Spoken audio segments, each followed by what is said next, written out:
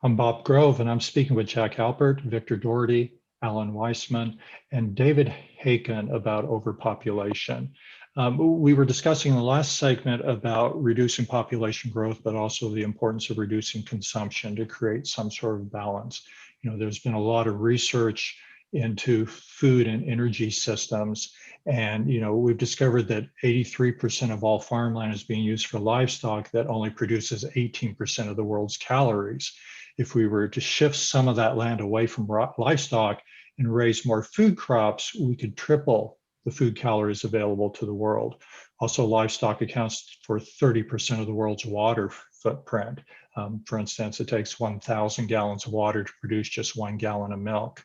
It seems also that the lower we go on the food chain, the more energy efficient and nutrient-rich food becomes. So there's the question of, can we change our eating behaviors and therefore feed more people? Also, in terms of energy, there's a lot of emerging technologies that reduces energy consumption. For example, a 7-watt light bulb, LED light bulb, uses 1/10 the power to produce the same amount of light as the old-fashioned 60-watt. Ductless mini splits use 40% less power to heat and cool our homes. Induction cooktops uses 50% less energy, and on-demand hot water heaters can use up to 60% less energy than traditional. So there's all these technologies that could cut our energy consumption in half. And these technologies have been used in Europe for over 50 years, which probably explains why EU's per capita carbon footprint is 8 compared to the United States 16. So this question of emerging technologies, can they help us with population growth and also our food systems? So let's look at the numbers, and let's start with Jack. Well, I think you've got a very good example saying that the Europeans are doing twice as good as we are. They live on half as much energy. And even the Europeans could live smaller.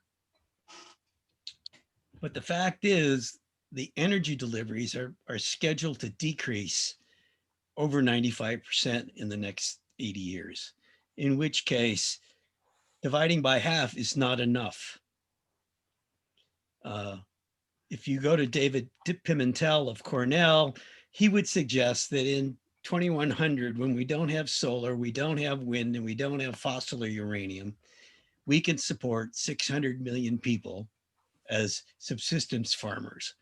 So we're talking about lower consumption, but the lower consumption is much lower than we're anticipating.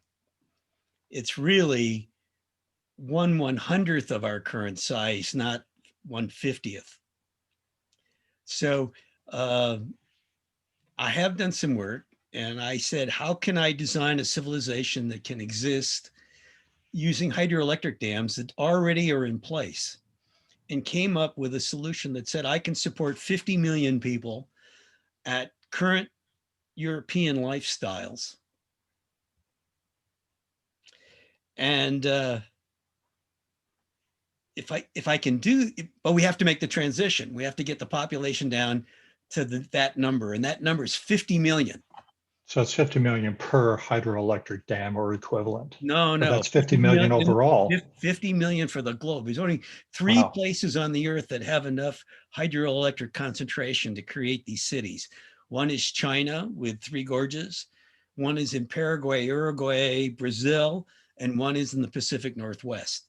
It would mean that nobody could live in Europe, nobody could live in Australia, nobody could live in Russia, nobody could live in Africa. None of those places have enough hydroelectric density to create a European lifestyle community.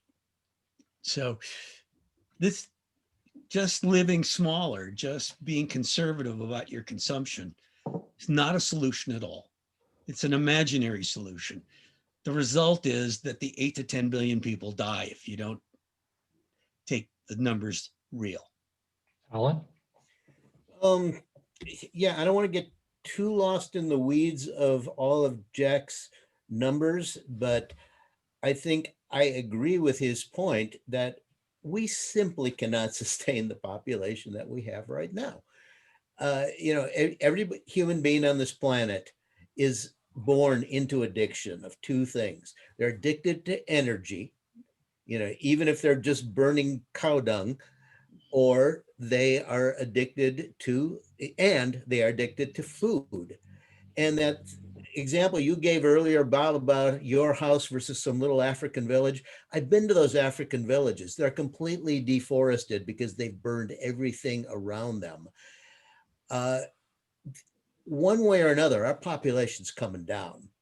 Either we are going to manage it gracefully, but as I think Jack has pointed out correctly, it's not going to happen fast enough to avoid a lot of suffering, because nature is going to do it to us. One way or another, nature brings everything into balance eventually. What's going on in our atmosphere right now that's raining down on us in forms of fire and hurricanes, that's one of the ways. COVID is another way. Now, we may have cheated the Grim Reaper, those of us who are going to be able to get vaccinated, but there'll be another one. Eventually, we're going to come down to size. I disagree with Jack in that his hydroelectric scenario, because there will be solar, there will be wind. We're ramping them up a lot right now. They're just simply not going to be enough for 11 billion people by the end of this century. There's no way on earth we can do that. Now, David Pimentel did say that using some of our best agricultural practices, not just being on our hands and knees, we might be able to support about 2 billion of us.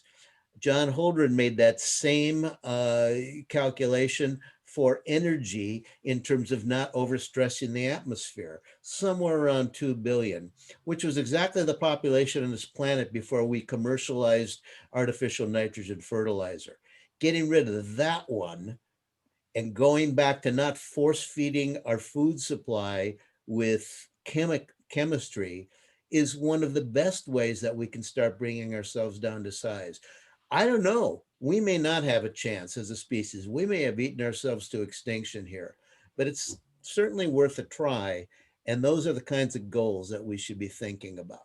And if we all go down, well, we will have tried. Yeah. Victor? And I really love what Alan's saying, that there's a realism to it. And, you know, and perhaps Bob or one of you gentlemen could help me out. There was an author who was talking about moving from this era that we are in, which is technology and consumption era, moving into more of a symbiotic or symbiosis, symbiotic realism, an era where we realized once, as Alan said, once the population has been, and Jack's been saying this as well, that once the population has been decimated down to a certain point, we're going to have, as they say in the 100th Monkey examples, we're going to suddenly know and realize that there are things that we can and cannot do, and we won't need to be taught. It'll be simply known. And so as we move from one era into another, where we learn that we have to help each other, we have to take care of the planet and the earth and the other animals, as we move to that, you know, that transition is very much a birthing process. And it's going to be, I'm afraid, very, very difficult. As both gentlemen have said, you know, we're really on the brink, if not maybe past it. So which would then take us into a little bit more of a different way of approaching all of this, which is learning to stop, you know, me. Corporations are the worst at it, you know, getting everything they possibly can, and start turning around and seeing how we can, whatever we do, how does it help the planet? How does it help each other? And I realize that's idealistic, but that's what's coming, because wisdom will force, you know, the experience of this decimation will force that wisdom upon us. Alan's referring to regenerative agriculture and food systems and such. David, I mean, where's the Drawdown Society come in on those? Well, actually, the number 4 solution in the ranking is plant-based diet. And this does not mean that everybody gives up eating meat completely. It is that impactful just if people in developed worlds cut their meat consumption in half. So the whole idea of, you know, the resources and consumption, one of the things I love about a plant-based diet is not only do you free up a lot of acres for producing food for people, but you also build community through that whole change in culture. And another thing that is getting a lot of attention now is shared economy, where people start rethinking of, do we all need to have a lawnmower? Do we all need to have a compost bin even? You know, why not have one, let the neighbors know, and everybody bring their compost to that one place? And this could really have a big impact on the overconsumption. And it also builds community as people are finding resources to share. And so, you know, there are a lot of things people are starting to try out, and we just need people to get on board, to learn about them, and to accelerate those solutions, because that is going to really prevent what I see as coming as wars over limiting resources. And it would be a shame not to have the tools at hand and not work toward that. Alan?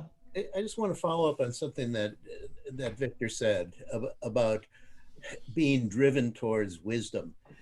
You know, there is something that I hear repeated over and over again without ever being really examined, and this idea that indigenous populations are so wise. If only that we all thought the way that indigenous people did, then we would have this sustainable world.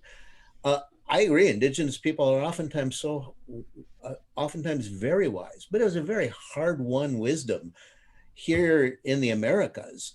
When these peoples, who we now refer to as natives, they're just the first arrivals. They arrived, you know, and stayed around 15,000 years ago. It took them only about 1,000 years to wipe out many more species of megafauna than ever appeared on any other continent, including Africa. And at a certain point, when that last mammoth went down, they looked at each other and they looked at the remaining buffalo and they said, oh, maybe we better be a little bit more careful here.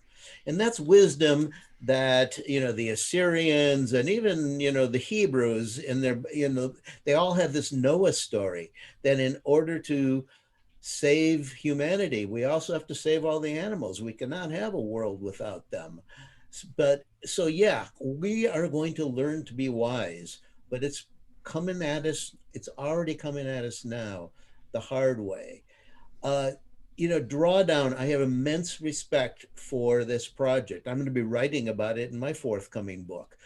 But remember, Drawdown is just about carbon. We still have all those animals to save. We're in the throes of a major extinction right now. And only by bringing down our population will we save them. Well, thank you. And I want to thank all of our guests for joining us tonight.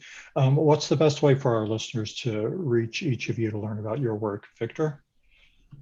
Just templebuddhistcenter.com, and everything is right there. Or there's also a Temple Buddhist Center Facebook page. And again, thank you, Bob, for having me on here. And I'm honored. There's a tremendous wisdom and knowledge right here on this panel. So I really appreciate being here, sharing this time with you guys. Thank you, Victor. Jack, what's the best way to reach you? Best way to reach me is at skill.org, skil.org. Thank you. Alan? Yeah, just search my name, Alan Weisman, Weisman, and all these books will pop up. Very good. And David? Best way is kcdrawdown.org.